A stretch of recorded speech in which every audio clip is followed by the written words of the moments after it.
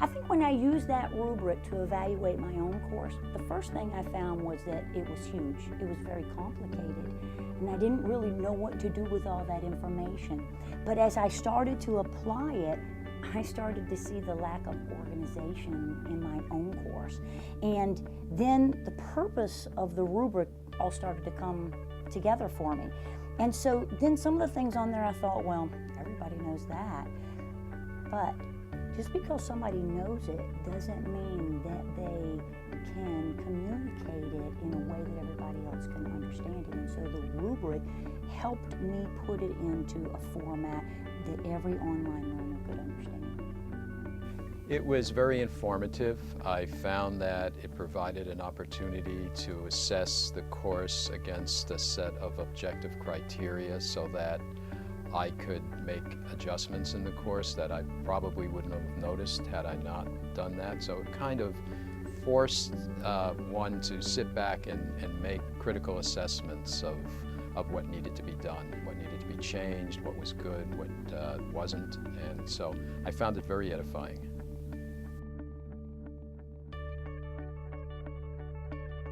The virtual campus template really allowed us to come up with a consistent way to deliver the content of the courses. We didn't actually have anything in place before that.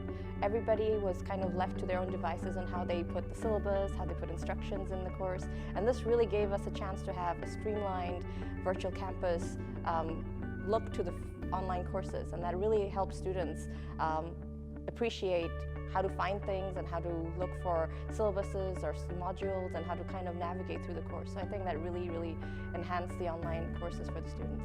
Now there's two extremes I think that need to be avoided, and one extreme is having a template that's very restrictive so that there's no creativity that can be garnered from it. The other extreme is that there's just no structure whatsoever. And I think that the framework that was offered was a moderation. It was a mean between those extremes. The virtual campus template was really important to me because previously I thought it had a great layout. But the more I looked at the template that had been created by the instructional designers, right down to the colored little folders and the tabs, I saw the value in how it was going to help the students understand. And I like it that y'all took little 3 and 4 bits of information and put them together instead of, okay, when you open it up, here's your course. Y'all broke it down so that the students could learn it, internalize it, and just attack little pieces of it at a time instead of having to try to figure out the entire course at one time. So the template is very valuable. The peer review really showcased the best practices of all our faculties, and I think before we didn't really get a chance to look at each other's courses or have an idea of how other people assess or engage students in an online environment. So I really think that it showed us how people were using different methods such as using social media or using higher echelons of Bloom's taxonomy to create assignments versus just having a question and answer type of assignment. So I really enjoyed looking at other people's thought process of how they assess and collaborate with students. The benefits to me of working in a peer review process or through the peer review process were amazing.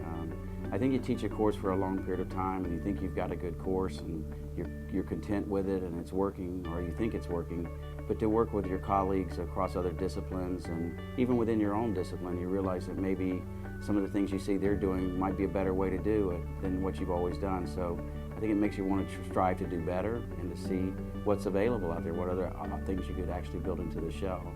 This is my second round of working with QM and doing our second set of courses, and this time I know in the process I want to do better than what I did before. I want to find out other things that may make the course more successful for students and help them to be able to navigate through it and master the material. Working with our instructional designer it was a team effort. I know in the beginning I was really concerned about the deadlines and trying to get things done, and one Friday I called up one of the designers and I said, well, what happens if I get stuck or one of our faculty members gets stuck on this over the weekend trying to get this done? And they said, just call us, just email us, we'll be there for you. And sure enough they were, and so it was a true process that they stood behind their word, and it worked out very, very good. And the faculty really enjoyed working with our designers. My experience working with the instructional designer was a little bit rocky in the beginning. I have 20 years combined teaching experience. Obviously, I think I know what I'm doing, but I had an awakening. I think there's good parts and bad parts to a teacher that's been around for a long time. A good part is that you have a lot of knowledge, you have experience in the classroom, you have a million learning activities. But the negative is sometimes you get a little complacent in areas with which you're familiar, and you forget to see it from the perspective of the online learner. So I was a little resistant, and I was a little too busy, and I did not want to use the storyboard, because the storyboard was just something that was going to take up time when I already had all this stuff designed. But the way the instructional designer won me over was proving to me how this was going to be valuable to the student. And when I was able to accept, to see how valuable this was to the student, this learning format, I was totally won over, and I became a QM fan. The variety of perspectives that I didn't have from before, the additional new technologies that I was not at that time aware of. And what it comes down to is the instructional designers studied this. I studied business and marketing, but they studied how do online learners learn. Well, I enjoyed it very much. I had ideas that I thought should be implemented, and my designer was willing to actually hear them and try and do her utmost to implement them, and she had great skill, in doing so. She was also able to add her own creative ideas, and so it was really a team effort, and I found that there was a good deal of cooperation. We never actually had any kind of disagreement. We had creative brainstorming processes that allowed us, to bring the course to fruition. And the very fact that this particular course that I worked on with her, the creative and critical thinking course, ended up with a perfect score, I think is a testimony to the fact that we did work very well together and did make great strides.